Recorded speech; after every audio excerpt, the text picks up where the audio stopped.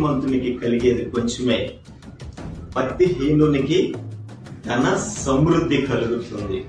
ఎక్కువగా ధనం ఉంటుంది, కానీ ఆ ఎక్కువ ధనము కలిగిన భక్తిహీనుని కంటే నీతిమంతుడు కొంచెం ఉన్నా సరే సమృద్ధిగా, ప్రశాంతంగా, నెమ్మది కలిగి జీవించగలడు కదండి.